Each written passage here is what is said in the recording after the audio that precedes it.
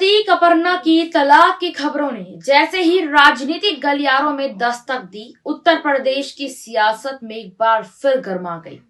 समाजवादी परिवार से जुड़ा यह मामला केवल निजी रिश्तों तक सीमित नहीं रहा, बल्कि इसके सियासी मायने भी तलाशे जाने लगे। इसी बीच समाजवादी पार्टी के वरिष्ठ नेता शिवपाल यादव का एक बड़ा ऐलान सामने आया, जिसने इन चर्चाओं को और हवा दी। शिवपाल यादव ने क्या कुछ कहा, सुनिए आप। यार चल रही है, इसके बारे में सर क्या कहना है?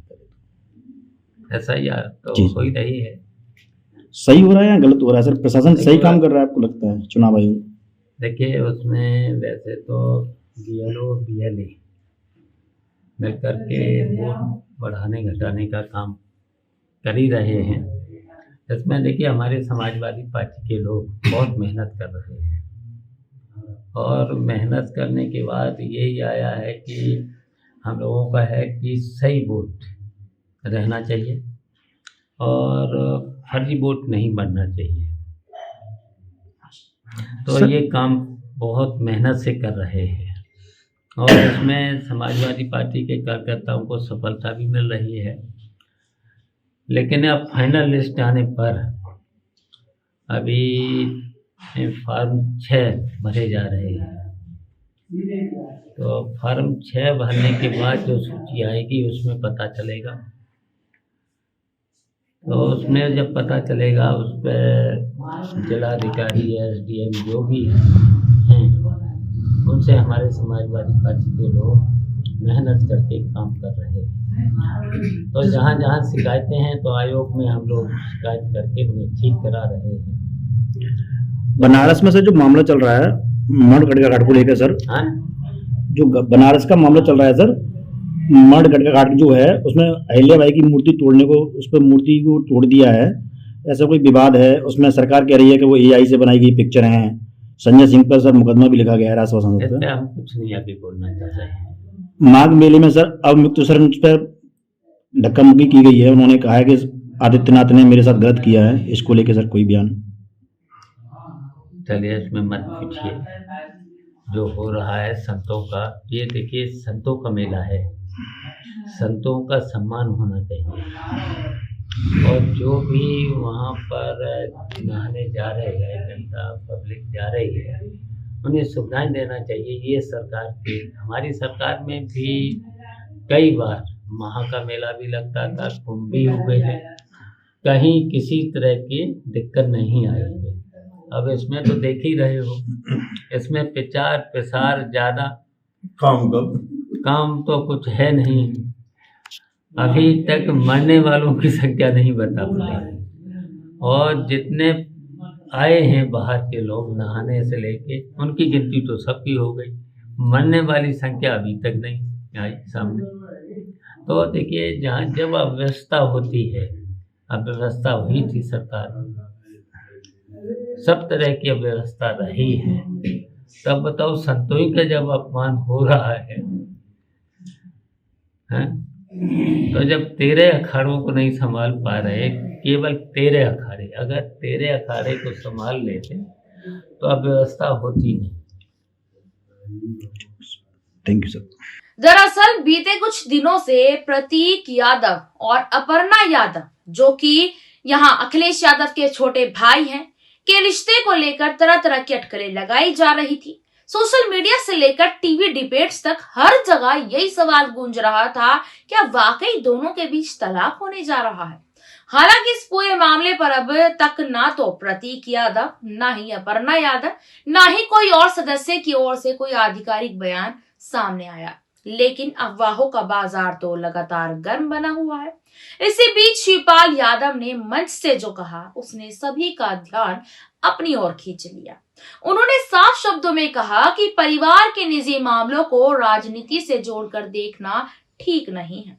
उनका यह बयान सीधे तौर पर उन तमाम चर्चाओं पर विराम लगाने की कोशिश माना जा रहा है जो तलाक की खबरों को सियासी रंग देने में लगी थी। शिवपाल यादव ने यह भी दोहराया कि समाजवादी परिवार एकजुट है और किसी भी तरह की अफवाहों से पार्टी की दिशा तय नहीं होगी। शिवपाल यादव का ये बयान इसीलिए भी अहम माना जा रहा है क्योंकि हाल के वर्षों में यादव परिवार के भीतर मतभेदों की खबरें अक्सर सामने आती रही है। कभी अखिलेश बनाम शिवपाल की चर्चा, तो कभी अपर्णा यादव का बीजेपी में जाना। इन तमाम घटनाओं ने समाजवादी परिवार को सुर्खियों में बनाए रखा। ऐसे में प्रतीक अपर्णा के रिश्ते को लेकर उठी अफवाहों ने फिर से पुराने जख्मों को कुरेद दिया। अपने ऐलान में शिवपाल यादव ने पार्टी कार्यकर्ताओं को भी स्पष्ट संदेश दिया। उन्होंने कहा कि आने वाले चुनावों की तैयारी पर ध्यान देना ज्यादा जरूरी है, ना कि निजी मामलों पर बहस करना। जनता के मुद्दे हमारी प्राथमिकता है।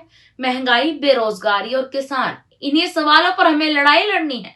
उन्होंने कहा कि इस बयान को सियासी विश्लेषक एक तरह से पार्टी को एकजुट रखने की रणनीति के तौर पर देख रहे हैं।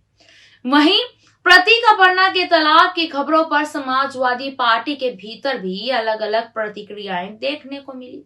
कुछ नेताओं ने इसे पूरी तरह निजी मामला बताया, तो कुछ ने कहा कि मीडिया को बिना पुष्टि के ऐसी खबरें नहीं चलानी चाहिए।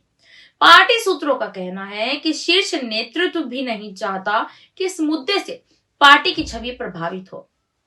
अपर्णा यादव की बात करें तो वे पहले ही समाजवादी पार्टी को छोड़कर बीजेपी का दामन थाम चुकी है। ऐसे में उनके निजी जीवन से जुड़ी हर खबर को राजनीतिक चश्मे से देखा जाता है। वहीं प्रतीक यादव, जो अब तक राजनीति से कोसों की दूरी बनाए रखे हुए हैं, अचानक सुर्खियों में आ गए। यही वजह है कि इस तलाक की चर्चा को केवल पारिवारिक मामला मानकर नजरअंदाज करना आसान नहीं है। शिवपाल यादव के बड़े ऐलान के बाद यह सवाल भी उठने लगा है कि क्या इससे उन अफवाहों पर विराम लगेगा। राजनीतिक जानकार मानते हैं कि शिवपाल यादव का बयान पार्टी के लिए डैमेज कंट्रोल की तरह है। उन्होंने ना तो सीधे तलाक की खबरों की पुष्टि की, ना ही खंडन, बल्कि मुद्दे को निजी बताते हुए सियासत से अलग रखने की बात कही।